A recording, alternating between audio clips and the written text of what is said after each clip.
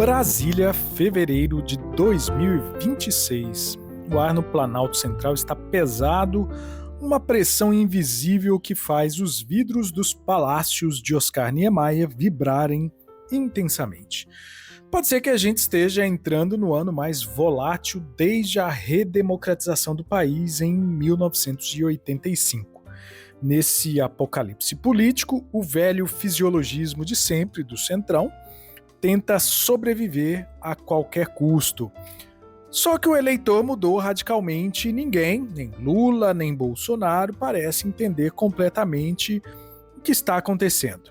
Hoje, no nosso Deep Report, gerado por Deep Research de inteligência artificial, a gente fala de 3 bombas relógios que estão fazendo tic-tac em Brasília.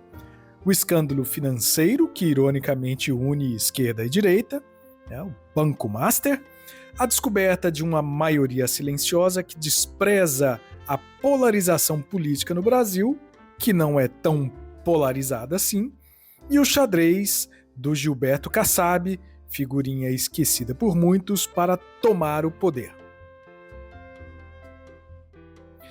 Vamos começar falando de dinheiro. Se você acha que a Lava Jato foi o fim da corrupção sistêmica no Brasil, pode voltar 10 casinhas no tabuleiro, só mudou o quadrante da corrupção. Saiu das empreiteiras e foi para os bancos digitais. É isso aí. Estamos falando do caso Banco Master. O banco pega ativos podres, dívidas que ninguém vai pagar, papéis sem valor, e descarrega isso nos fundos de pensão de servidores estaduais e municipais. O banco ganha liquidez artificial e o rombo fica para o aposentado no futuro. O fenômeno, inclusive, foi nomeado de financeirização da corrupção. O que assusta aqui não é o golpe em si, aliás, o golpe assusta, mas o que assusta mais é a proteção ao golpe. Já está se formando a chamada bancada do Master, uma bancada parlamentar suprapartidária. As investigações apontam dedos para figuras de alto escalão, o Ciro Nogueira, do PP, que teria tentado quadruplicar a cobertura do Fundo Garantidor de Créditos para ajudar o banco. O Arthur Lira, presidente da Câmara, tem aliados ligados a investimentos duvidosos de fundos em Alagoas no mesmo banco. E até o governador Ibanez Rocha, do MDB, foi investigado por tentar usar o BRB, o Banco de Brasília, para comprar 12 bilhões de reais em carteiras do Banco Master. O resultado, uma guerra de CPIs.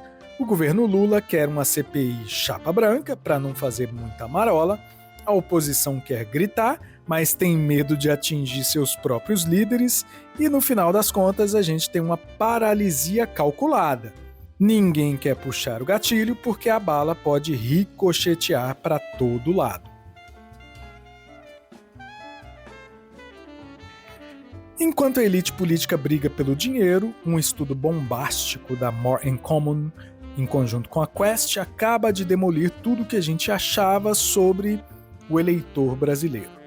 Essa suposta guerra no Twitter, no X, entre fascistas de um lado e comunistas do outro representa apenas 11% da população, 11%. A grande maioria, 54% dos brasileiros, quase 90 milhões de pessoas, são o que o estudo chama de invisíveis. Essa é uma lacuna estatística que pode custar a eleição, principalmente para a esquerda. Esses 54% são pobres, precisam do Estado, querem SUS, querem Bolsa Família, querem escola pública. Economicamente, eles deveriam votar na esquerda. Mas, nos costumes, essa maioria são profundamente conservadores. Deles, 89% rejeitam banheiros unissex, 69% acham que direitos humanos só servem para atrapalhar a polícia e 54% veem um feminismo radical como ameaça à família tradicional. O PT está numa encruzilhada fatal. A pauta econômica do governo Lula, pão na mesa, agrada esse grupo, mas a pauta cultural, linguagem neutra, pautas identitárias, ofende o grupo. Os invisíveis olham para a esquerda e veem uma elite cultural que ridiculariza a sua fé. Para vencer em 2026, alguém precisaria oferecer um socialismo conservador. Estado forte na economia, mas respeito à tradição e ordem nos costumes. Quem ocupar esse espaço leva o Planalto. A questão é, será que alguém consegue ocupar esse espaço? Se o Lula está isolado, sem sucessor e focado apenas em reter o poder, e o Bolsonaro está inelegível, então parece que não tem jogo para ninguém.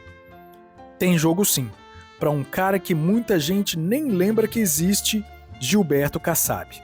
O dono do PSD saiu gigante das eleições municipais e agora está absorvendo o que sobrou do PSDB. Ele já puxou o Eduardo Leite para o partido e o plano dele, é claro, ele quer ser o fazedor de reis, o fazedor de imperadores. O sonho de consumo do centro político, liderado por Gilberto Kassab, é o Tarcísio Freitas. Por quê? Porque o Tarcísio é o melhor dos mundos. É o único que consegue transitar entre os dois mundos. Ele tem a caneta de gestor, que agrada mercado, que agrada os moderados, mas ele tem o voto, ou pelo menos supostamente tem o voto dos bolsonaristas. Mas o Tarcísio tem um problema. O clã do Bolsonaro exige uma lealdade canina, né? Eles morrem de medo de que o Tarcísio se torne o maior do que o próprio Bolsonaro. Se o Tarcísio for candidato, ele precisa trair o mentor ou então ser engolido por ele. Esse é o dilema do guerreiro relutante Tarcísio de Freitas.